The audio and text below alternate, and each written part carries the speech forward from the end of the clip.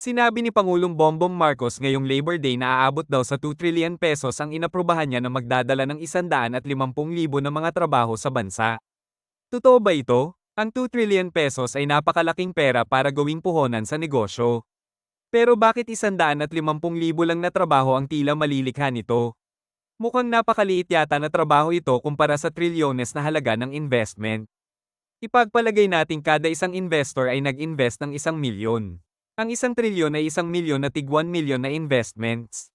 Ibig sabihin kahit wala pang empleyado ang mga investors na ito, sila pa lang ay aabot na ng 1 milyon. Ano pa kaya pag mag-hire sila ng kahit isa o dalawa lang na empleyado? At ang binabanggit dito ng presidente ay hindi lang 1 trilyon, kundi 2 trillion na halaga ng investments. Mukhang kaduda-duda yata ang mga numerong ito. Mapapatanong tuloy tayo, totoo nga ba na 2 trillion ang panibagong pumasok na investment sa ating bansa? Ito ang totoo. Ayon sa pahayagang Inquirer, nitong nakaraang araw lang ay nagbabala ang mga investment strategists sa isang unit ng Oxford Economics na nakabase sa London na dapat iwasan ng mga investors ang Philippine stocks.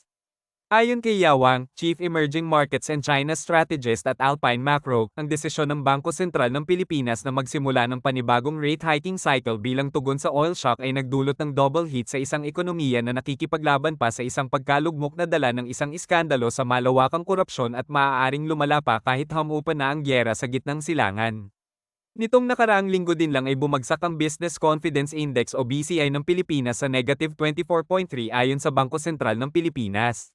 Ang Business Confidence Index ay isang pang-ekonomiyang indikasyon na sumusukat sa antas ng optimismo, pagiging positibo, at pesimismo o pagiging negatibo ng mga lider ng negosyo o kumpanya hinggil sa kasalukuyan at hinaharap na kalagayan ng ating ekonomiya. In short, madaming mga negosyante o investors ang nawalan ng tiwala pagdating sa pamumuhunan sa ating bansa. In fact, ang turing na sa atin ng mga investors ay negative territory. Ito na ang pinakasadsad na Business Confidence Index ng bansa sa nakaraang 25 years ayon sa Bangko Sentral ng Pilipinas. So paano natin paniniwalaan ang ganitong mga pahayag ng Pangulo na kesyo may 2 trilyon na investments ang bagong papasok sa bansa kung may mga ganitong balita na lumalabas na bagsak pala sa all-time low ang ating Business Confidence Index at ang totoo pala ay hindi tayo nirerekomenda ng mga business strategists sa buong mundo para mamuhunan dito sa atin ang mga investors, bagkus ay binabalaan nila ang mga investors na iwasan ang bansa natin.